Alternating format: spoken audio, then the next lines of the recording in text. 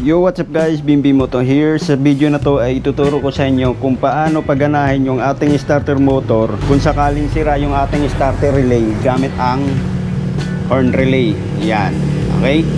So ngayon guys, ipapakita ko sa inyo, ituturo ko sa inyo kung paano ba niwawiring yung mga ganitong relay dito sa ating starter motor o dito sa ating starter ng ating mga motor. Ayan.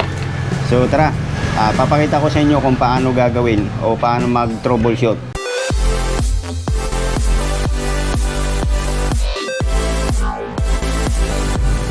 Okay guys, so bago natin gagalawin yung ating starter motor, dito muna tayo sa starter relay. Dito muna tayo sa ating relay na horn relay. So ibig sabihin yan, pambusina, pang ilaw, yan, pwede to. So bago natin ikakabit to doon sa ating motor, yan, ititest muna natin dito sa battery yung ating relay.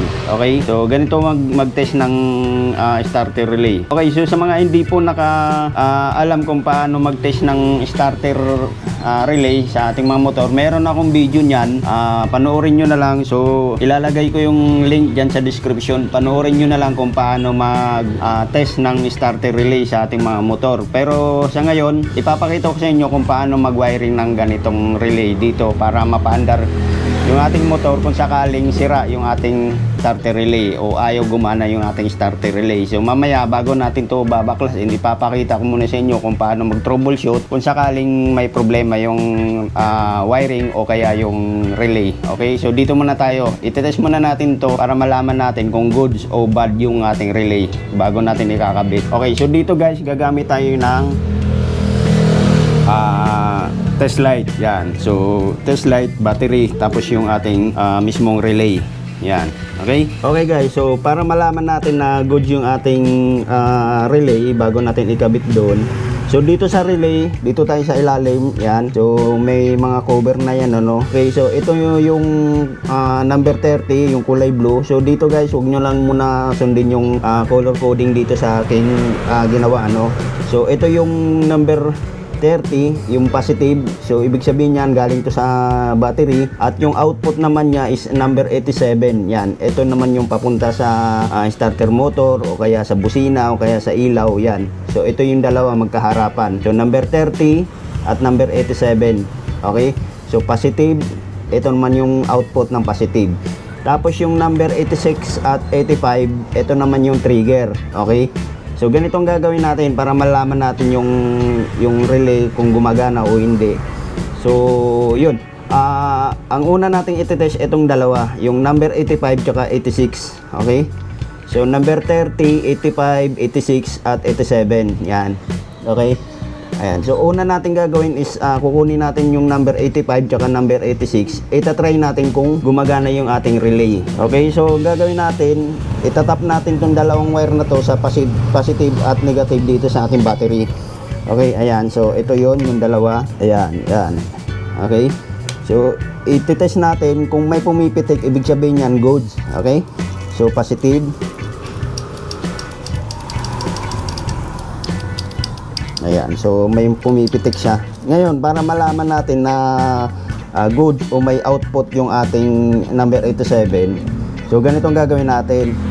Yung number 30, isama natin dito sa number 85 o kaya 86. So pwedeng baliktaran, ano, sa dalawang to kasi ito trigger lang tong dalawa.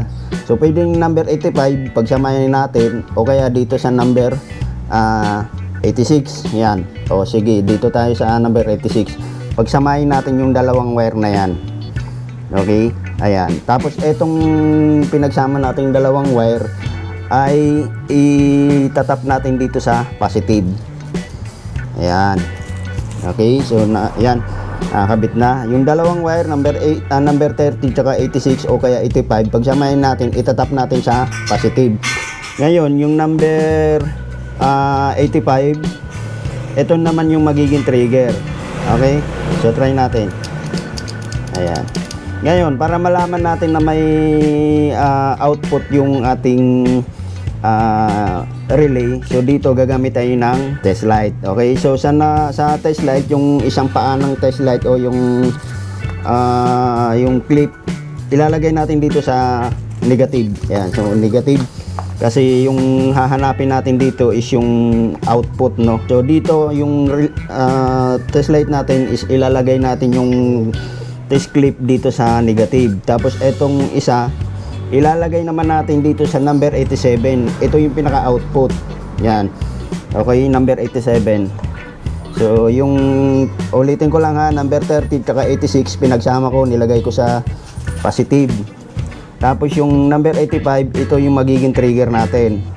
Tapos yung 87, yan yung 87, ito yung ikakabit natin dito sa test light. Ayan na. So nakakabit na. So ngayon, para malaman natin na may output o good yung ating relay, yung number 85, itatap natin sa negative. Ayan, nakita nyo? Okay, so ngayon, goods na yung ating relay. Pupunta naman tayo ngayon sa ating motor. Okay guys, so ngayon dito na tayo sa ating motor. So una natin gagawin is magto-troubleshoot muna tayo kung goods ba yung line ng push button papunta dito sa trigger ay sa sa relay. So tatanggalin lang natin yung relay. Okay guys, ayan, so nakalabas na yung ating starter relay. So dito makikita natin yung dalawang pula. So isa sa mga to ay papunta sa starter motor. So ito yung papunta sa starter motor, ayan, yung papunta dun sa harness. Ayan. Tapos yung isa naman is papunta naman sa battery. Ayan, ito yung papunta sa battery, sa positive. Okay, so dito makikita natin yung dalawang wire na maliliit. So ito naman yung trigger. So ngayon, kung sakaling hindi na gumagana to, halimbawa na hindi na pumipitik o hindi natin alam na goods o sira na tong ating starter relay, dito natin ito trouble ngayon kung paano natin to malalaman kung goods o sira. So una nating gagawin ay papakita ko muna sa inyo na goods yung ating sample lang to guys ipapakita ko lang sa inyo kung sakaling sira yung ating starter relay. So ito goods to. Yan. So ipo-push start ko siya. Ayan. So mahina yung ating battery pero may pumipitik. Okay? May pumipitik. Ayan, may pumipitik. So, kung hindi pumipitik, maaring may problema yung relay o di kaya yung ating line o yung linya. Okay, so para malaman natin na goods yung ating linya o kaya walang problema yung linya ng ating trigger, so tatanggalin natin to. Ayan. So yan, tinanggal ko yung dalawang wire. Ito naman yung papunta sa harness. Ayan, okay. So ganito ang gagawin natin. Gamit ulit tayo ng test light. So sa test light, yung isang paa o yung isang test clip ikakabit natin dito sa sa isang wire. Kahit saan dito, kahit magkabaliktaran pwedeng i-clip. So dito tayo sa open kasi wala siyang balat. Okay, yan. So yung test light natin yung isang test light kakabit dito sa isang wire. Okay? Ayan. Tapos dito naman yung isa, itutusok natin yung ating test light. Yan. Okay? So yung isang paa dito sa isang wire, tapos yung isang paa dito naman sa kabilang wire. Okay? So para malaman natin na goods yung ating linya, ipindutin natin yung ating push button. Okay, yung starter button para malaman natin kung goods yung ating linya. Kung hindi umiilaw to guys, ibig sabihin may problema yung linya ng ating push button. So, pero kung iilaw naman siya, ibig sabihin goods. So nandun yung problema sa relay. Okay, so ayan, titest natin. So nakabukas yung susian, pupush button natin. Okay, umiilaw. So ibig sabihin goods yung linya ng ating push button. Ayan ha, pinipindot ko na yung pinipindot ko na yung push button. So ibig sabihin walang problema yung ating linya. Okay? So ngayon, paano naman sir kung paano naman Paps kung goods yung tapos hindi pumipitik dito? Ngayon, kung may supply naman yung dalawang na to, yung wire na to, so ibabalik lang natin. Ayan. So So ngayon sir, kung sakaling goods yung linya pero wala pa rin pumipitik dito, dalawang naman dito ang problema. Maring ito yung problema o kaya yung starter motor. Pero bago tayo pumunta ron, ito muna yung gagawin natin. So ganitong gagawin natin guys. Para malaman natin na goods yung linya o kaya para malaman natin na may problema yung starter relay na to, ganitong gagawin natin. Buksan yung susian gamit ng long nose, i-shortcut natin. Ayan, okay? Ayan, mahina yung battery natin. So mahina yung battery. So kapag sinortcut nyo kasi itong dalawang to, magti-trigger yung starter motor. So dito na ang may problema. Ngayon ipapakita ko sa inyo kung sakaling wala pa kayong pambili ng ganito, ito yung gagamitin natin. Okay? Ito yung gagamitin nating relay, yung horn relay. Okay, so aalisin natin to, tatanggalin natin yan, aalisin natin tong connection na to para ma-test natin yung ating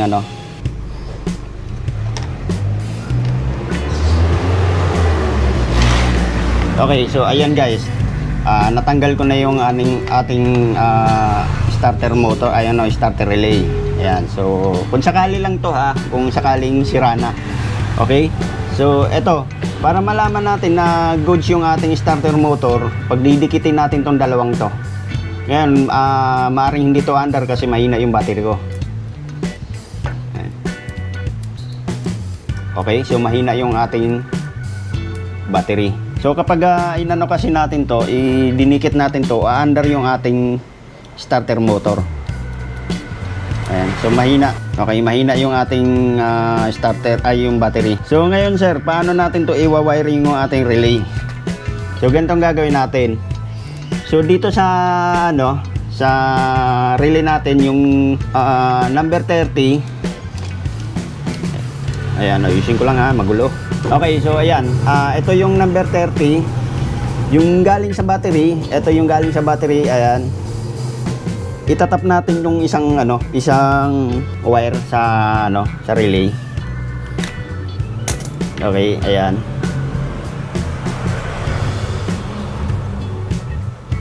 Ayan yung gagawin natin. Itatap natin. Temporary lang to guys Itong gagawin natin is alternative lang kung sakaling wala pa kayong pambili na bagong relay. Ayan, so yung isang galing sa battery, tinap natin yung number 30. So ito na yung output, yung input. Tapos yung number 87, ito naman yung papunta doon sa ating starter motor. Ayan. Madali lang to guys. Alternative lang yung gagawin natin dito, pero madali lang mag-wire Itong gagawin natin is temporary lang to Ayan, ayusin lang natin na hindi magkaga-ground dito sa ating motor. Ngayon, yung dalawang wire na naiwan, yung 85 at 86, ito na yung trigger. Ayan. So, dito, pwedeng magkakabaliktaran yung dalawang to, yung 85 at 86, pwedeng magkakabaliktaran dito sa ating wire ng ating push button. Okay? Yan, isusuksok lang natin yung isa. Ayusin lang natin to para mailagay ng maayos. Ayan. So, yung dalawang wire ng relay, so 85-86, dito natin i-connect. Ngayon guys, walang problema magkakabaliktaran yan. Okay? So, yan. Isusuksok natin. Madaling lang to magawa. So ayan, yung dalawa 85-86 pinag-connect ko na, tapos yung number 30 yung galing sa battery, ayan, naka-connect na rin, tapos yung output papunta sa ating starter motor. Okay, so ngayon para malaman natin goods yung ginawa natin, papandarin natin. Kapag pumipitik, ibig sabihin goods yung ating ginawa. Okay, so asahan nyo na hindi under to kasi mahina yung battery natin Ayan, pag may pumipitik.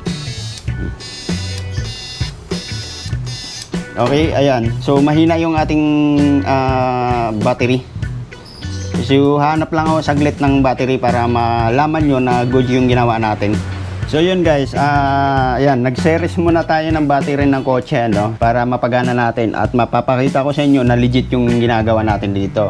So ito yung relay, uulitin ko.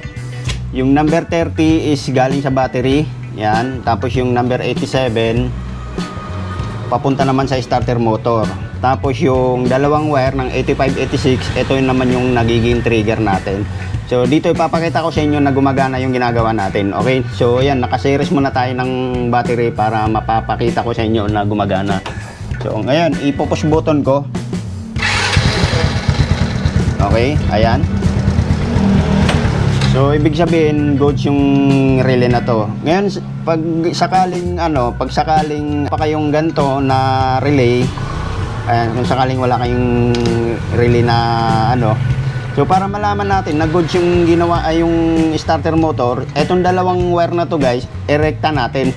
So dito wala tayong relay na gagamitin para malaman lang natin na goods yung starter motor at talagang sira yung ating relay. Ganitong gagawin natin, i-shortcut natin to para malaman natin na gumagana yung ating starter motor. So bubuksan ko lang yung susian, ayan, tapos i-shortcut natin to. So ayan, tatanggalin ko to para makita nyo na ayan, so wala na siyang connection. Ayan, so wala na siyang connection na. Papakita ko na gumagana yung ating starter motor. Okay? Ulit, ayan. So pag gumagana na ganyan, ibig sabihin yan, goods yung ating starter motor, ha? Ulit, ayan, direkta natin. Ayan. So ganun lang guys, pag troubleshoot ng ating starter relay kung sakaling wala kayong pambili pa na ganitong relay. So medyo may kamahalan din to, nasa mga 300, 400 mga ganito, original ha, hindi local. Ito yung gagamitin natin. Pero guys, paalala lang, hindi to pang matagalan ha.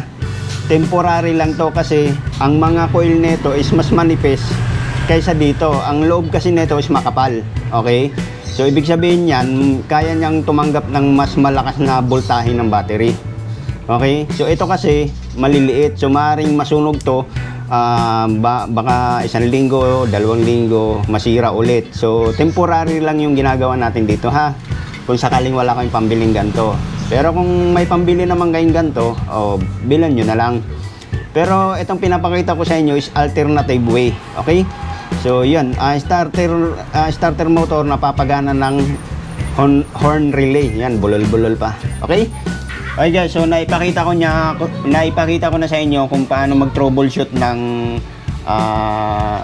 relay. Okay? So ngayon naman, kung sakaling walang connection tong dalawang to, walang lumalabas na voltage o di gumagana yung ating test light kapag tinest natin tong dalawang to, ayan, uulitin ko ha.